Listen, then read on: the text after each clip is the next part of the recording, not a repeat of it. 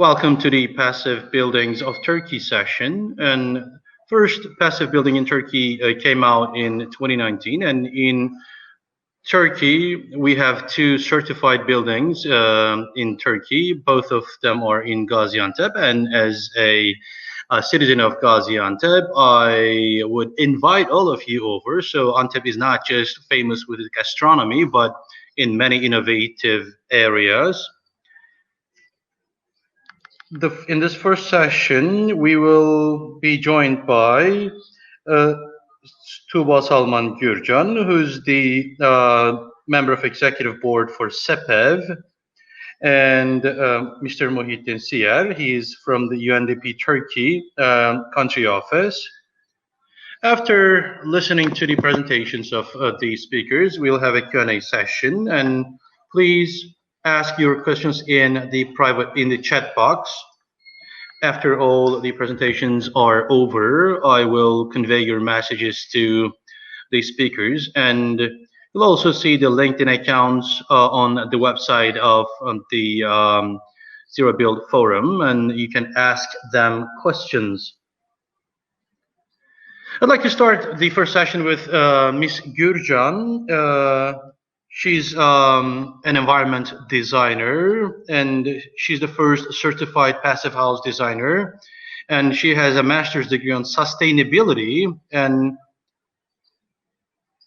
so she has an extensive knowledge on the area.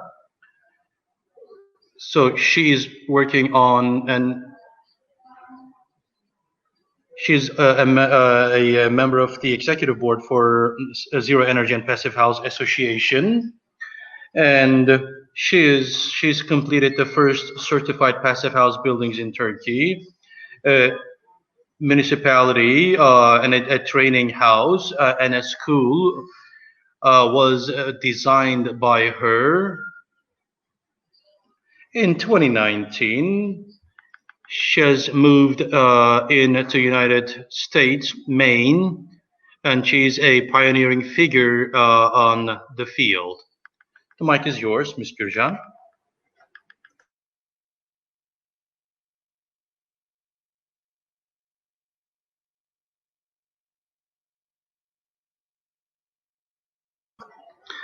I'm happy to be here. It's like 4 a.m. here in the United States, and first of all, I'd like to thank Zero Build organization team, and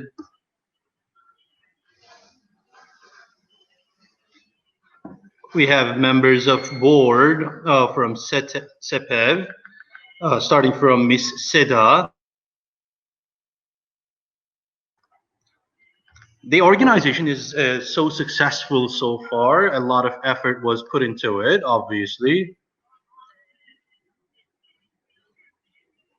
Passive houses in Turkey. That's what I'm going to talk about, and I'm excited to talk about that. As in my other presentations,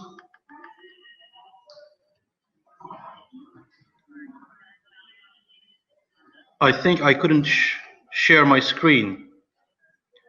No, we can't see your screen yet. Is there a problem?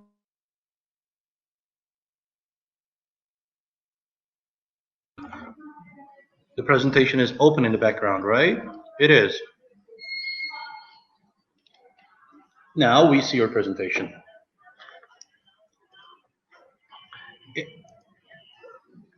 So I'd like to start my presentation now. And as NZEB buildings, you know, yeah, we are talking about a high-tech building, yes, but at its very foundation, energy efficiency lies.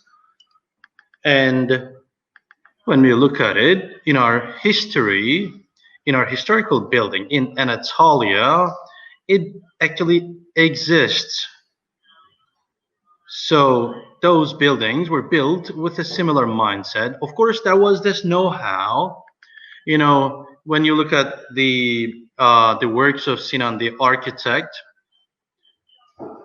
you know, the implementation of double-layer glass was done by him back in the time. And what happens later? this know-how is not transmitted, and we are headed in a wrong direction. And this is the kind of the city that we're living in this day in Turkey. Bad urbanization brings no health or energy efficiency. And of course, as of 2020, this year is a whole different year in many aspects. We're in a great struggle. It's not just Turkey, it's the whole world. We're fighting a virus, and this is why we should look into our buildings this year. And we're trying to raise awareness on this for a long time. But this year, many people, we've been locked down in our homes, and we started realizing that there was something wrong in our buildings. So if we go through COVID process this winter as well, we will realize it further. As the construction science tells us, specifically the stock buildings, they're not very happy. They don't have the flow of healthy air. We live in unhealthy buildings, and we sleep in those buildings. And this, of course, in the presence of a virus, this places us in a problematic situation. And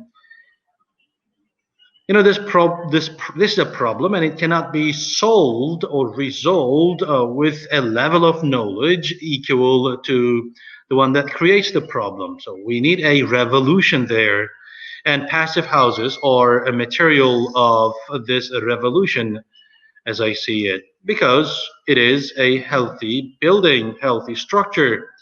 When we are outside, we wear masks, and it's not different for the buildings.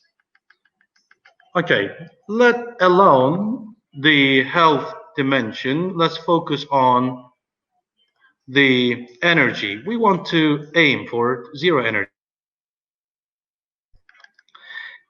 In terms of zero energy, the most critical issue is heating and cooling, and that's where the most of the energy goes. So if we basically lower this energy consumption on heating and cooling, we are easier headed for zero energy.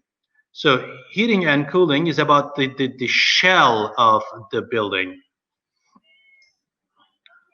And in this regard, what we need is healthy and efficient buildings, efficient appliances, and efficient users. That is conscious users. The number of conscious users increases, and this makes us happy. The interest in passive houses are increasing, and that indicates an increase of awareness, and we believe it's going to increase further.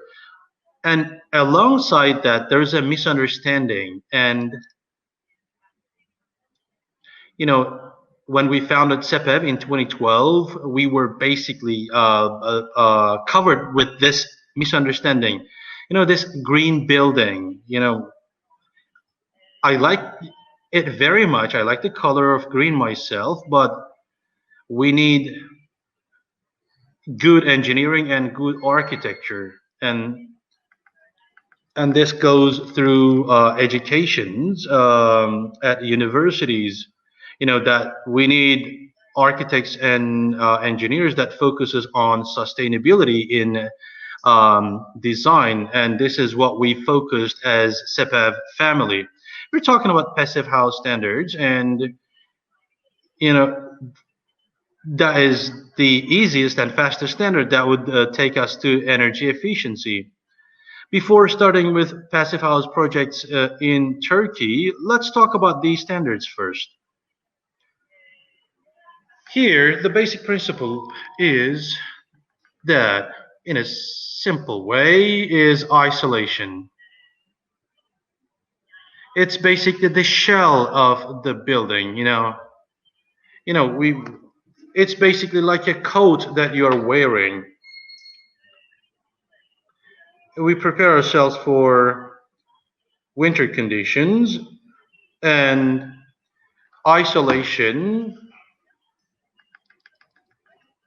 is healthy for summer conditions as well, if we want to protect the building from heat. So after isolation comes the windows. Windows are an important part of this shell. You know, in passive houses, we try to turn towards south. That means more openness on the southern front. And in the passive houses, we should let the sun in as much as possible. And then we have the ventilation system, and I'm going to underline this, especially in the context of COVID. Even if we don't open the windows, we have to get clean air into the building 24/7. And even if in passive houses, even if your windows are closed, you're fed with clean air. And the air intake should be controlled. There's a protective layer for that to prevent the leakage of toxic air. And once we do that, we get close to maximum energy efficiency, which is less than 15 kilowatt per hour per meter square. This is like one hair dryer would be enough to heat up the passive houses. That really is the case. We consume that less of energy, by the way. Another issue is in passive houses, there are certain concepts. In passive house standards, it is basically energy efficiency focused design. But with the integration of renewable energy, we want to head towards zero energy. So, well, for the survival of the planet and for the comfort of human beings, energy efficiency is not enough. That is why we have to consider the environment and head towards the renewable energy and integrate them to our homes. You know, there are classic plus and premium certifications in passive houses. Let me give you some examples from around the world, and I'd like to change some misperceptions as well. These standards could be applied in every kind of building, and when we say passive house, you know, house actually in German means building. It's not necessarily the house. So there's a mistranslation here. So we're not just talking about private houses. We're talking about whole buildings. And so, you know, we'd like to apply it on private houses and apartments in the first time. This is a student dorm that is a school designed as a passive house, a kindergarten, an office building, a fire brigade station. So there is no limit in passive house construction. From the smallest scale to a high rise, it can be applied, it can be adopted, and it can be adapted to every climate type. So this is the kind of standard that we're talking about. It came up in 1991. The first example was in Germany, built by Passive House. This is the standard that we're following today. And as of today, the standard has many implementations around the world. So a zero energy house is embraced as a concept around the world, and I'd like to see the same thing in Turkey as well. From Dubai to United States to Spain and the UK, it is implemented everywhere. So I talked about adaptation to climate. Yes, in middle and cold climates, in passive house practice, as I said, isolation comes first, and then air tightness is the second, and the best windows and doors, you know, triple glass is implemented. In Turkey, triple glass is kind of necessary if you ask me. It's not just for the city of Erzurum, it's for the city of Ankara, the capital of Turkey as well. But, you know, in a project in Antalya or Izmir, double layer of glass would suffice.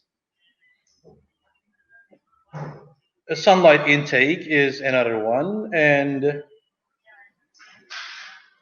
for both the inhabitants and electronic appliances, well, they both create heat as well. And the more they are, the better for us in terms of heat generation. And we need heat recovery. So we are basically getting rid of these classic radiators. Let me give you an example. The existing buildings on the left side, these are conventional ones. The other ones are passive houses. And you can see in this visual, it is all in technical details. And if you design it like that, you can have maximum comfort, health, and energy efficiency. And you would basically see isolation as the main principle here. It is basically applied in every type of building. A concrete building could be made into a passive house, or a wooden one could be done, especially in the United States where I am now. The houses are wooden, and passive house standards are applied in wooden buildings. So, and recently, those ready-made modular materials are used, and this is kind of popular recently here. We're talking about the building shells that don't have heat bridges. So, every detail, a balcony, for example, it's not just a balcony, it's a heat bridge for us. In the same way, balconies, from the ground floor to balcony, we have to insulate every part. So uncontrolled air intake is very critical. You wouldn't see air leakage in a passive house. A small leakage would mean a lot of energy waste, and passive house prevents this. After we end a project, we have a test that is called blower door test. We test the air tightness, and this is basically a check and control system. If we have implemented the project as we projected it, we basically check both the architecture and engineering of the house. So it's not basically some data on paper. So how do we build passive house for summertime? We use double layer of glass. I'm going to talk about one of our projects in Antep. Nighttime air ventilation is very important. Open ventilation I'm talking about, because the building heats up. It's important to have sun blockers. So having a controlled sun intake is very critical. And then there are some PHPP design tools. It is a sine qua non. So it is a necessary part of the. Without using PHPP, we cannot really implement a passive house. And our institute basically asks for that for certification anyway. And we have design pH. It is integrated to SketchUp. You can see it in 3D. The developer of this software is going to be with us, Dave Edward. He's going to talk about the details of design pH. So I'd like to talk to architecture students here. You are going to like this project because it's very good in 3D. In PHPP, you want basically motion. Excel is more like an engineering file. So this design page is a revolutionary tool for us. It created a great change in our business. And SketchUp is not necessary. It is integrated to BIM as well. It's a recently developed tool. And then energy efficient renovation. We have too much of an existing building stock, and they are not really very good in terms of energy efficiency. So we have to improve them. So Passive House Institute indicated some examples. See the differences from the thermal cams here, you know, before and after. So you can see the difference. So according to Passive House standards, it's basically improved. And, you know, from, I mean, when you just look at it from outside, you wouldn't see a significant change, but we're improving the shell here. And EnerPHit is another standard that was developed. It's an example from New York. It's a very sweet example. Passive houses of Turkey, and I feel good about that because we had a lot of difficulties once we were building those projects, especially Ms. Seda is going to go into details, but this was a valuable experience and it was a big success for us. In many international conferences, we presented this conference. So let me just move on with the second project then. So the concept made us proud, and Mr. Muhyettin is going to talk about that project. And since this is EnerPHit, it's a renovation project. This is a special project for me, if you ask, because for development of Turkey, we need similar projects. This project has a lot of meaning for us, for both the region and Turkey, because it basically shows that passive house standards could be obtained in the existing building stock. And that can be accomplished in Turkey. And I'm proud of the workforce and technicians. This is a 100-meter square small building. So for energy efficiency standard, this could be seen as a common office. It has common office space.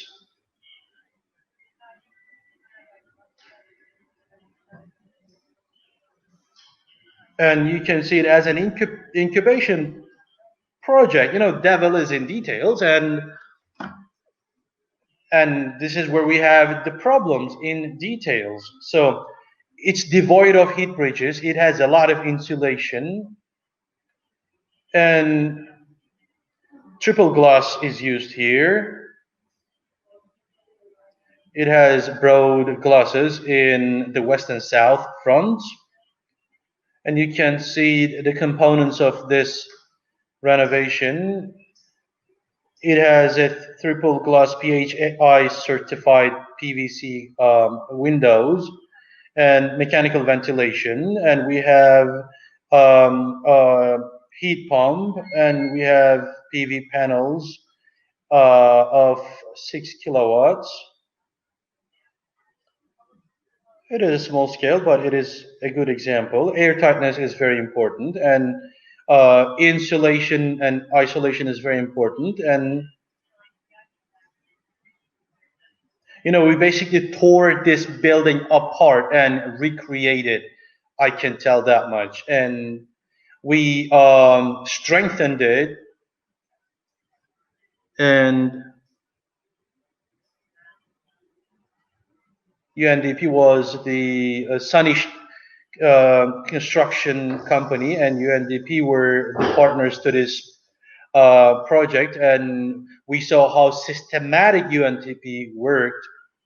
And the opening was the most fun part for us. You know, we completed this construction in less than 3 months, by the way. We have the former UNDP director. He was in the region. He was visiting the refugee camps in the region, and we had the opening together. It was a proud moment for all of us. You see the finished building here. In terms of energy analysis, and you see the details here. You know, for space heating, 87%, and we had 87% and in space heating, and overall energy consumption 75% saving. Let me talk about the third project here, another EnerPHit project, another retrofit here. This is the third certified project. It's almost in the list of Ms. Susanna, and it is important for us because this is a townhouse and it is a two-story building and it has a basement. The basement is used as office of SEPEV. It's a very fun house. It has air heat pump and it has PVC on the floor. It's basically fitted with renewable energy systems. It's a small structure of 250 meters square, and we have had a lot of sponsors for this project, and I'd like to thank them one by one because their cooperation was very valuable for us. You know, step by step, you can see some visuals here. We started with the shell of the building. We moved on with the air tightness, and all the time we have conducted air tightness tests. You know, this airtight tightness test basically is a challenge in itself. In the existing building, it's not really easy to catch the passive house standard. Once you design a new project, it's easier because all the time you have to make changes, you have to break something and reform something. And you're working on concrete buildings. In the United States, you know, you can see it's wooden buildings, and you open just a small place when you want to change something. But in a concrete building, you have to destroy a lot, and that causes a lot of problems. You see the window systems here. You see hot water solar system and heat pump. You see the heat recovery mechanical ventilation, which is the heart of the passive house. You see the smart house systems. We are monitoring them all the time. From United States, for example, I can monitor this house. This is the technology of the day, right? Kind of cutting edge technology. Without these technologies, we cannot really prepare our houses for the future. What about the cost? I don't want to end my presentation without talking about cost, because there would be questions about that. Passive house is basically indicating 4 to 10% of increase in Western Europe.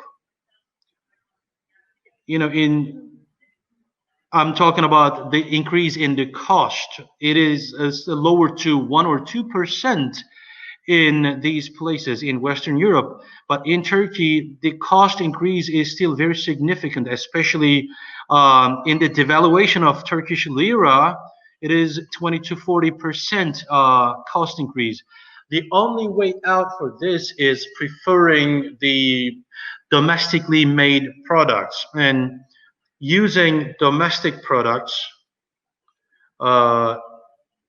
could be the only way out. We should basically promote construction and promotion and manufacturing of locally made products. Otherwise, with imported goods, we cannot really decrease this cost increase. So there should be a revolution on that. Passive house is certainly more expensive. But why should we still be designing our houses in passive house standards? Well, passive house structures mean energy efficiency, health, comfort, and saving. That is the future. It's not just the future, it's the day today. And let me just, Volkan Veit has a famous saying. He says, it's easy to change the buildings. That's what he says. I tend to agree. You know, what matters is changing people. It is the people that should change for a sustainable future, and we should head towards zero energy. It's the same about the building, same about the waste management. Thank you very much. That is all I have to say. Thank you very much, Tuğba. So you will be moderating the other session at 12. Normally, I get the questions at the end of the whole presentation. But since you will be in the other presentation, I'd like to ask you the questions that come to you. You talked about the production of domestic materials. For a structure to be passive house, you know, what is the biggest cost? So how can we promote the passive houses in Turkey? Just let me put it very straightforward. Maybe the foreign companies could agree, could be angry with what I'm going to say, but it's all about the windows. You know, we have good domestic producers in Turkey. We should promote them to create cost-effective window profiles, and we have no problems with the glass. Just look into Shisha Jam. It creates better glass than many European countries, but we have problems with profiles.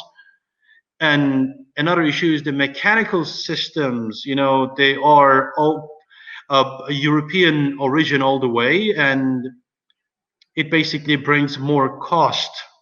It kind of hurts us in terms of the cost. So this is what we should address.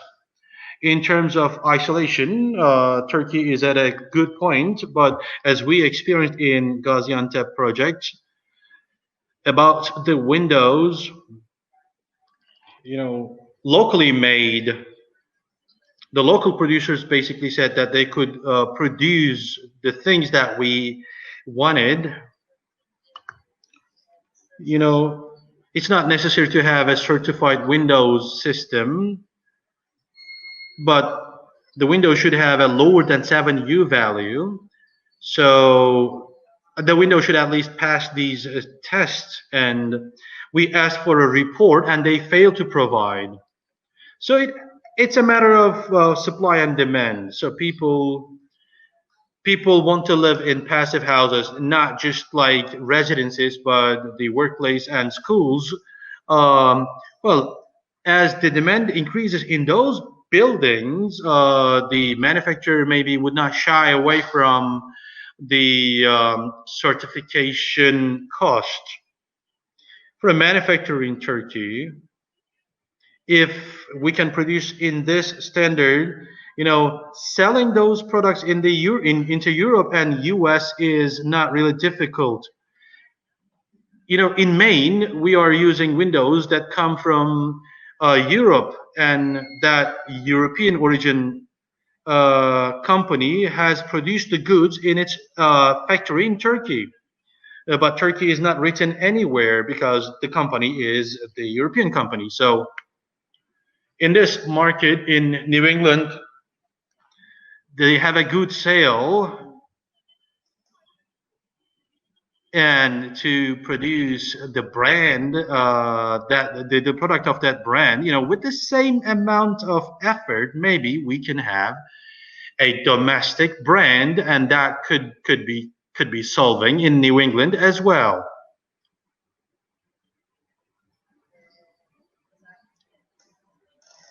There's a perception on that. I think you destroyed it in your presentation.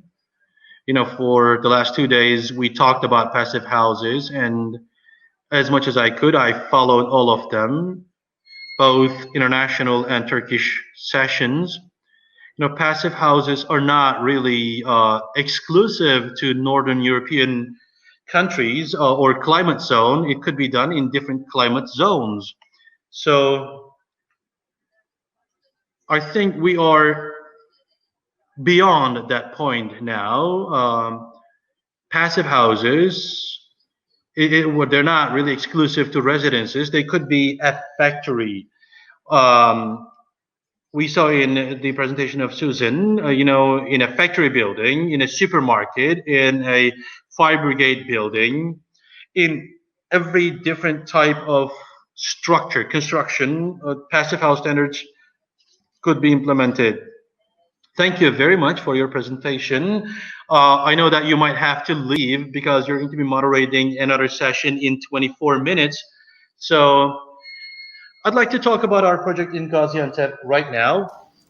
As I open my presentation, at the same time, let me introduce myself to you.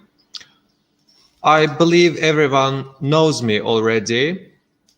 Can you see my screen, by the way? Okay, I do believe you can see my screen. Perfect.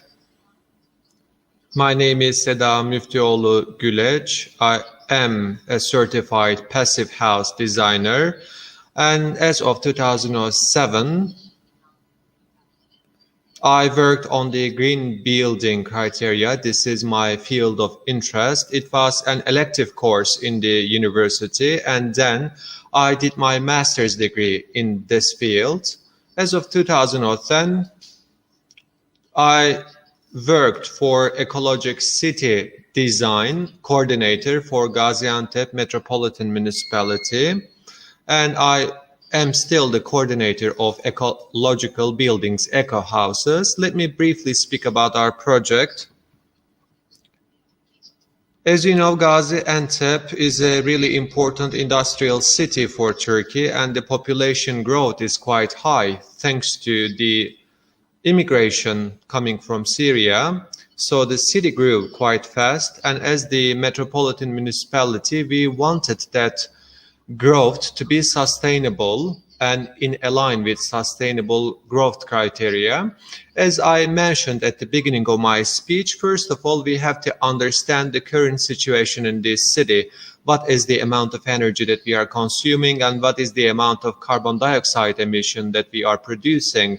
And we first developed this action plan for the Gaziantep province, and this also shows us that Gaziantep has 5 industrial zones, but at the same time, the energy which are being consumed in the households matches one-to-one with the industrial zone. That's why we have to intervene with the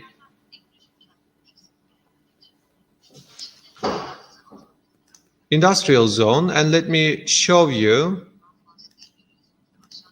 this city. You can see that there are red areas and there are certain areas where the trees are being planted. It is quite close to the city center.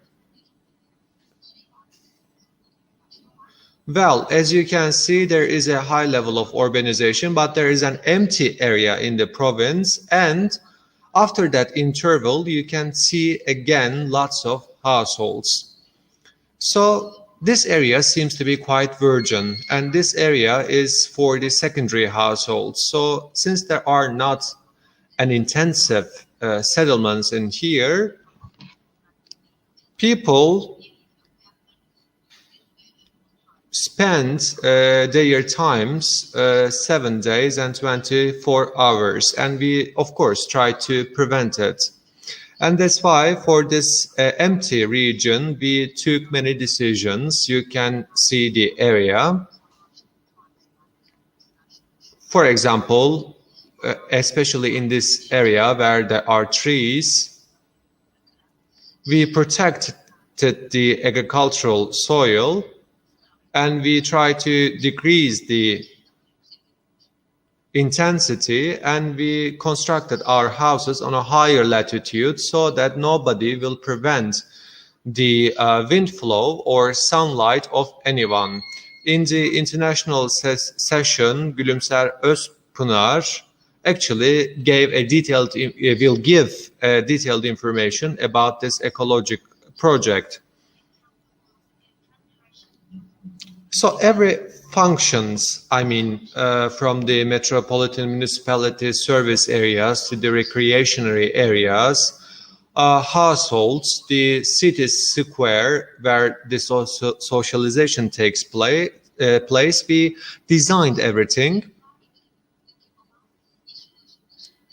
So this area also supported the green buildings, and it provided water saving, and we protected the environmental diversity, and we used the area in a mixed fashion. The green buildings and the green renewable energy is being opted for this province.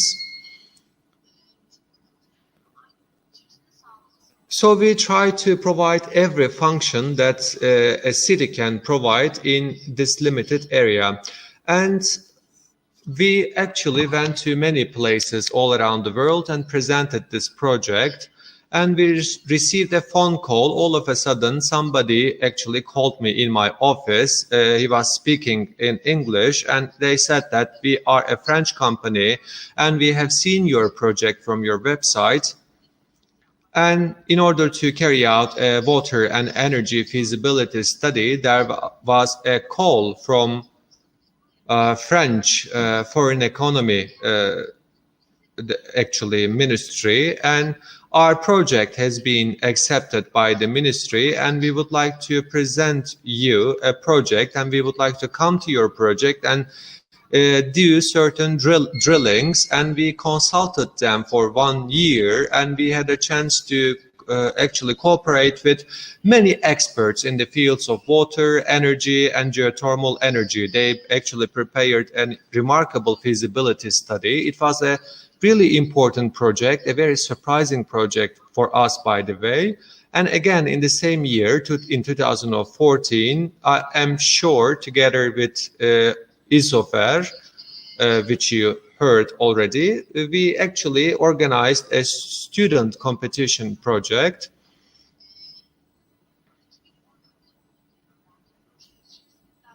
And Gaziantep school project has been chosen, and more than 1,000 students in the architecture department from 23 different countries have participated in the project. The project took place in Romania, and I was one of the juries.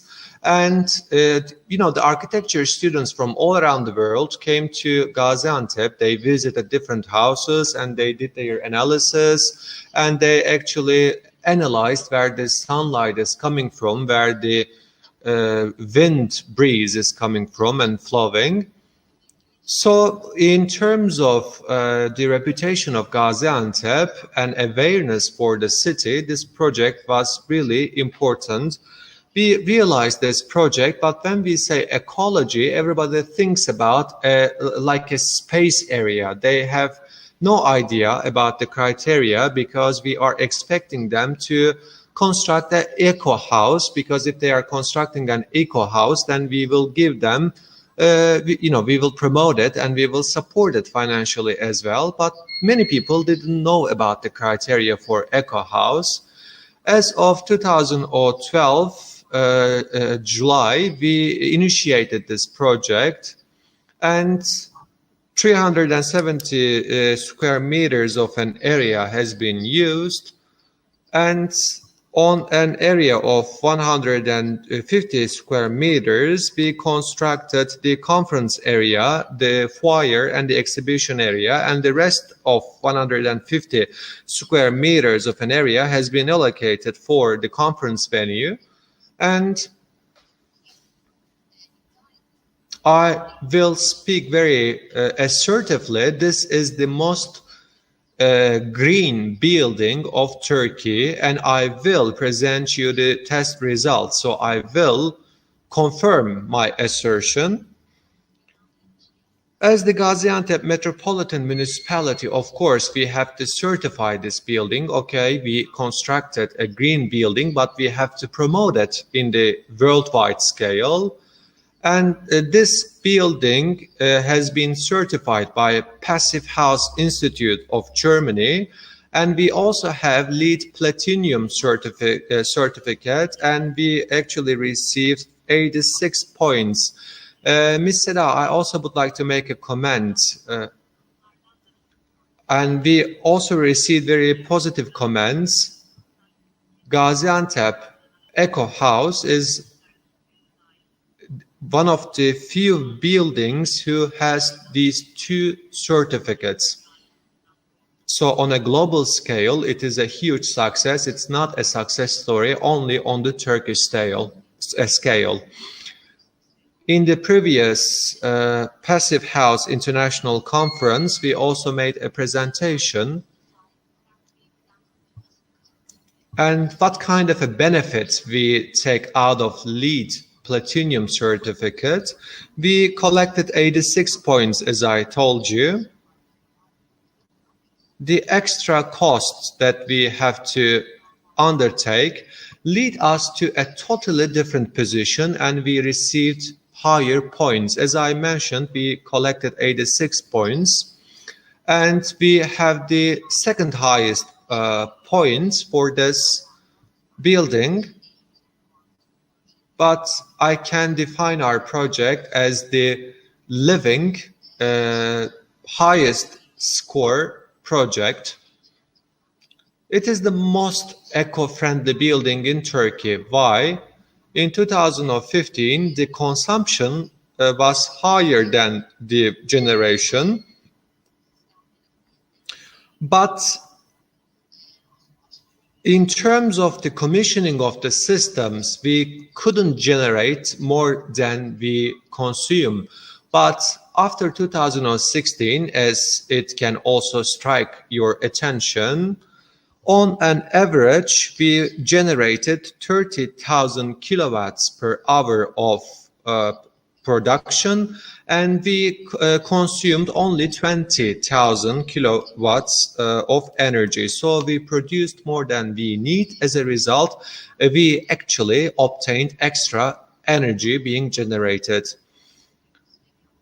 If we didn't construct this building as a passive house, then everything would be quite different. But since this is a passive house, we actually saved 90% of our energy. And this, the location of this building is quite close to the public transportation, and it has a wonderful walking and cycling area. Why we have chosen this actually location? Because we want our visitors to come to our building, not by using their cars, because our building is open to everyone, to the students, to the housewives, for everyone. And that's why we have chosen a very central location. And the architectural design was quite compact, by the way. The Erdem Güven was the architect of this conceptual design. And Erdem Güven also was the person who wanted this eco building to be constructed in Gaziantep. And I would like to say my greetings to him if he is with us. Well, you can see there are some edgy structures and edgy shapes, but as we took a decision of constructing this building, we wanted a more compact architectural design in order to prevent the heat losses. That's what we have learned from the Germans. It was a recommendation coming from the German colleagues, but it doesn't necessarily mean that every passive house should have such kind of a compact architectural design. Passive House Trust, as you can remember, yesterday delivered a presentation. Even with very different designs, you can construct a passive house. The most important point is the standards. We have TS 5800 standards, and the U value should be 0.5. But our U value was 0.0922. So the roof U value should be 0.3, but our U value was 0.101, and the U value should be 0.45, and our U value was 0.111.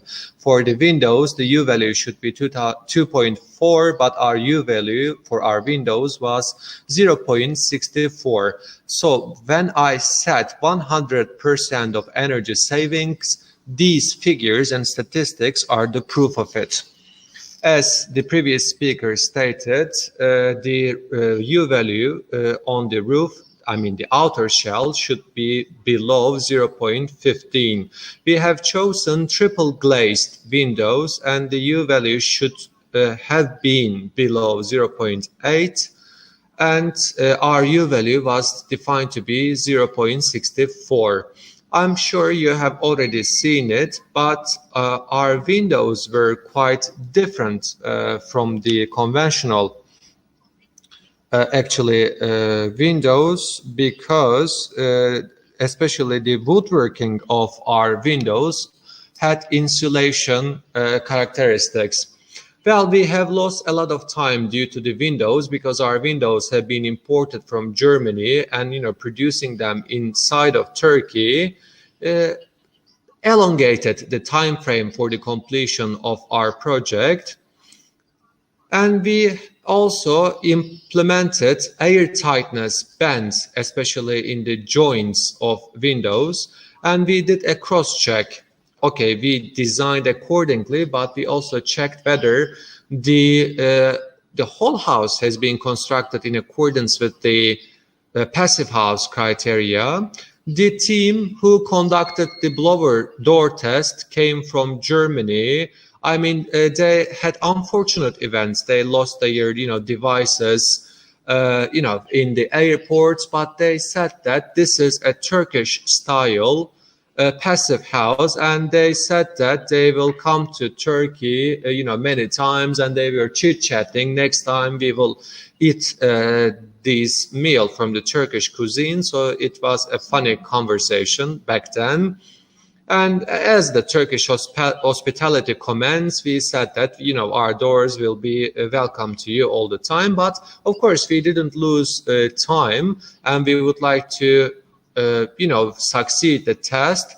The air tightness test should be below 0.6, and we received 0.51. So the team who actually conducted those blower door tests was shocked, but we were not shocked, because we were quite meticulous with our project. We have green roof. Green roof will decrease the carbon footprint of the building, but it should also contribute to the heat insulation of the building, because the earth floor, especially during very hot and very cold day, will serve as a buffer. And we have this green landscape area.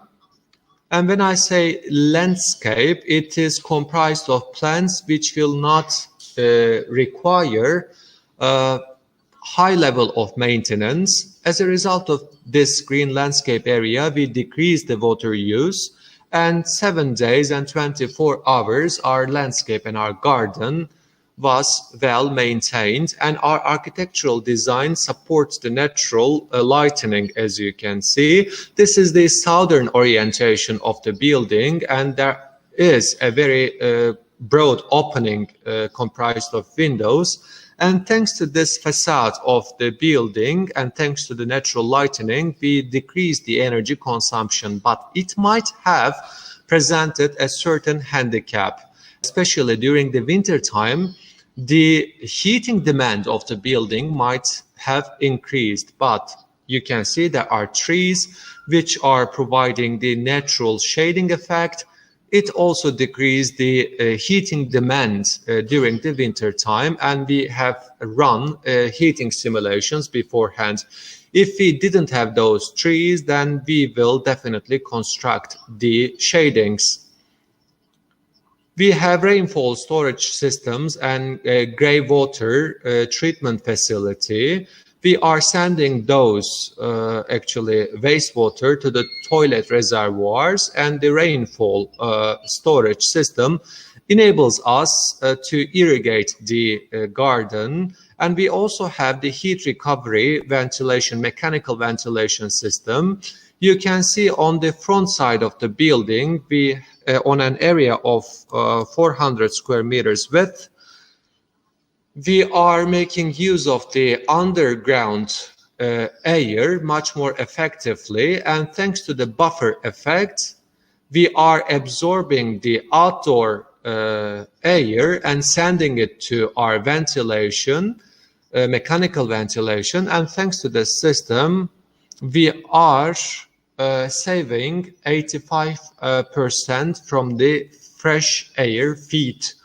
The building is connected to an automation system. When the outdoor temperature is 5 Celsius degree, normally you will receive 5 Celsius degree of fresh air from the outdoor environment. But since this air is circulated from the underground, we are receiving 20 Celsius degree of fresh air when the outdoor temperature is for example, 5 Celsius degree. That's why we are also saving lots of energy for heating.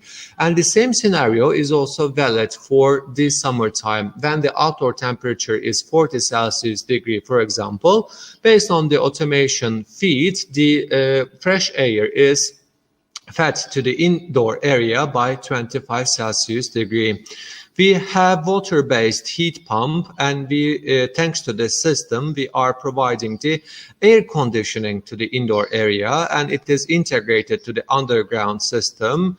The most efficient heat pump in the indoor area is known to be the water-based, but quite luckily, we found, water resource just 3 meters next to the location of the building. We have LED fixtures. All of the lighting has been provided by LED fixtures, which are not consuming lots of energy. And we also have the LED fixtures in the garden. And in order to decrease the photo waste and lighting waste, the lighting is not directed to the sky, but to this walking path. This provides lighting to be much more effective and efficient. And in addition to that, we are also preventing and minimizing the lighting waste. And at the same time, our LED fixtures are providing light to the floor, not they are directed to the sky. And we have used local products and local materials as well. So we have chosen copper for coating, and the floors, the pavements have been coated with the basalts, this what we call lohan stone, so that we can decarbonize the building. And let me show you the pictures during the construction phase. I would like to take your attention to this 40 centimeters of insulation layer, and there is a mesh, and we wrapped this insulation components with a mesh so that we can contribute to the air tightness.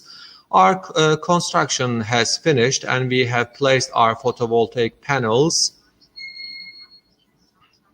And this building has been analyzed in many PhD and master's projects, and one of the PhD students has run BIM simulation, and he said that, according to his findings, the building has saved 80% of the energy. During the passive house open days, our building is opened to many students, and we also participated in the International Passive House Conference, to a virtual conference.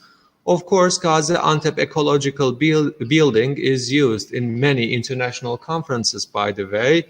So what we provide is an environmental sensitive building, and from the age of 6 to the age of 66, we introduce our building, and every year we also organize workshops for students, especially children, and we explain them how they can build environmentally sensitive buildings. For example, if they are constructing something from mud brick, how it can be environmentally friendly, and how they can, raise their plants. And for example, we also explain them how they can provide energy to their mechanical box from the sunlight. Those projects that we carry out with the kids, with the children, is quite impressive, because even my friends' daughters and their sons actually tell their mothers and educate their mothers and fathers to be much more environmentally friendly. That's all what I would like to say about my presentation, and thank you so much. Without further ado, I'd like to yield the floor to Mr. Muhyettin.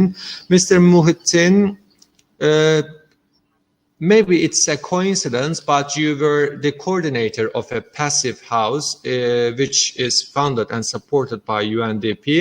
Why passive house was important for you, and what kind of feedbacks you received? Let's listen to your presentation. Thank you very much, all. About 5 years ago, we have completed this project that you mentioned. It is a passive house, and it was a part of a large project, actually, in GAP region, southeastern Turkey region. And the regional development of that region owned, and UNDP supported this technically. And in this scope, with the guidance and leadership of Ms. Tuğba, we kind of have a building now certified by the Sherman Institute, and after 5 years, you know, the same project is coming up to the agenda in a SEPEV meeting. And so we have time restrictions, so let me just go over the project, how we started and where we are now.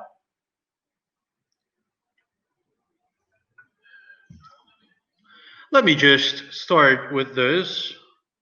The project that we started in February 2012 and December 2016 under the guidance and ownership of the Southeastern Turkey Regional Development, and UNDP technically supported this project. And in this Southeastern Anatolian Turkey, this project intended to increase the energy efficiency. And this project started in 2009.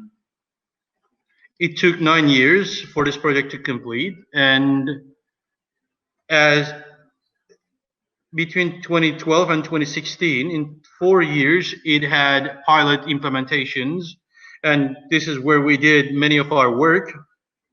And in the first part, you know, this is a 9-province region, Southeastern Anatolia. In industry and service sectors, we wanted to identify energy efficiency in implementations. You know, the first part, this part A, involves 3 important studies, and this study has 3 components. The first one is in industry. The other one is the implementation and identification of energy efficiency work in the stock buildings. Basically identifying the methods. You know, industry in Gaziantep consumes a lot of electricity and natural gas. So in terms of identification of energy efficiency, we needed to identify the people and companies that would provide energy efficiency work. So this building and the saving efforts on this building start with an idea like that. With Gaziantep Chamber of Industry in 2013, we had a meeting, and energy efficiency in industry and residences, we want to conduct a study, we said. And we have a plan like that, and we wanted to have an incubation center. And whoever wants to contribute to this incubation center, we want to educate engineers. So we need a building for this, and we want to provide the necessary equipment for a project. So how can we have a joint project like that? So with Gaziantep Chamber of Industry, they work with Gaziantep University and us, the regional development. We had a triple protocol, and we started working. We trained engineers, we bought the equipment, and we sent those engineers for training. and from Chamber of Industry of Gaziantep, we asked for a building, and they said, okay, we have a building in the organized industrial zone, and you might need energy efficiency improvements in this building. And inside this building, you know, the equipment needed to be located inside this building as well. And as you see in this picture,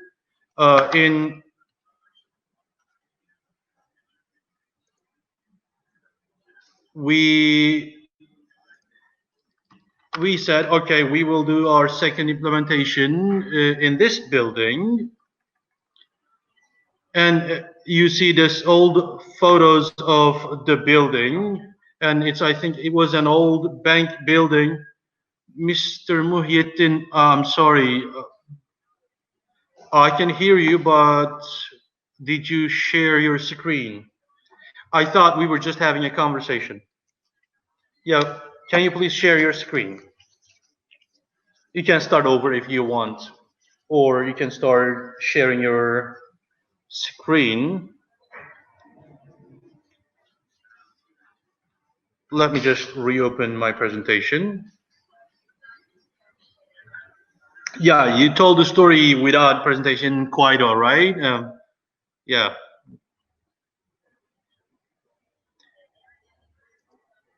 If you're having problems, I can open it up from here and you can guide me. Just a minute.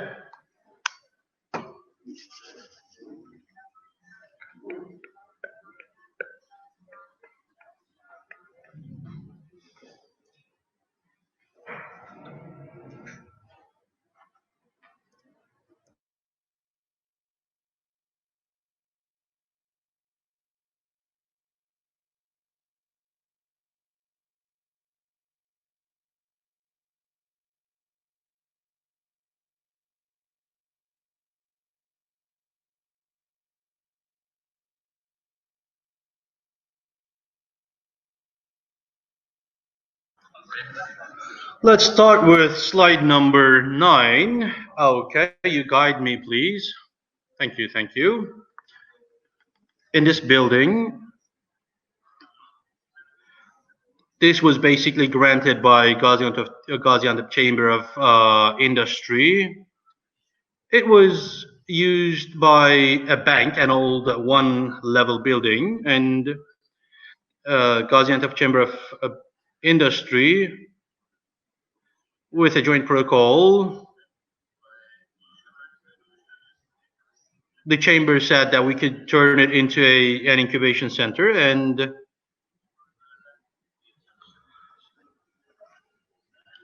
we were looking for ways of improving this building. And at that time, we had Mr. Kemal, who was advisor on energy efficiency of public buildings.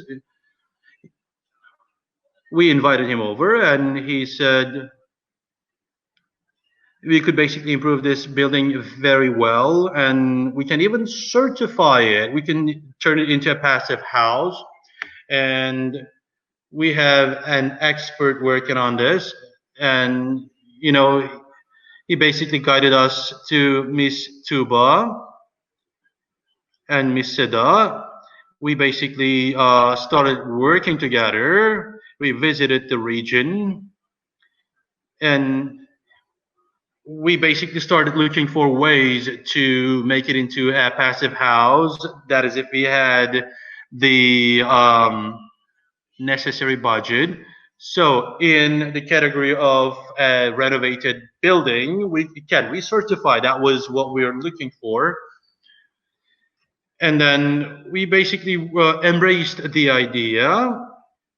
And the building that you see now, Miss Tuğba had mentioned this building.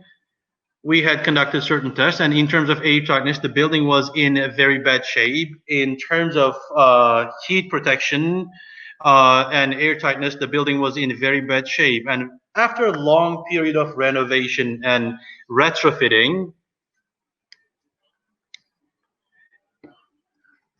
you know, to comply with the standards of EnerPHit, we had some category specifications, and to comply with that, you know, it is a 220 meter square building, by the way, so we had to conduct a long project, and we identified the technical details and we conducted them with success. One day, I remember, it was 1:30 in a.m. and we were conducting the air tightness, and just one hole of the plug in the back room was basically leaking air, so we had to close it as well. Back in the time in Turkey, you know, the world director of UNDP, Helen Clark, was here, and the development minister, Mr. Cevdet Yılmaz, was here as well. And we opened the building with the participation of both. And we basically turned into an incubation center for energy efficiency. And after April 2015, within the scope of the same project, in the southeastern Turkey region, we worked with 3 Chamber of Commerces and we worked with UNDP. We basically, in the scope of energy efficiency and financial support, we received support from them. So this building basically had a lot of people trained, and a lot of companies were formed in this building. And it was utilized by Chamber of Commerce, Chamber of Industry, and the university. So they were involved in many, this building was involved in many projects. So it was a long-term study. But it was for the first time in Turkey, and we conducted it. And we conducted it in a hot region like Gaziantep. So we are proud of conducting this, and I'd like to thank Ms. Tuğba and SEPEV on behalf of UNDP and Southeastern Turkey Development Program. So since that time, the building has been running. Thank you. That's all I have to say. Thank you, Ms. Sirer. We're so happy that as UNDP, you have contributed to the transformation of a building, and the building has so many functions, and you followed the criteria of passive house. So I was going to ask what would be the feedbacks and reflections about the building, and you basically answered those, like my questions, and I'd like to thank you for your contribution and for your support. Thank you. Thank you. As UNDP Turkey, I hope you will keep supporting us in the dispersion of passive houses and promotion of the projects. Thank you very much once again. And if you have last words, yes. On behalf of UNDP and Southeastern Turkey Development Program, I'd like to thank you as well. Thank you. I hope we'll be back together with next projects. Thank you. Goodbye.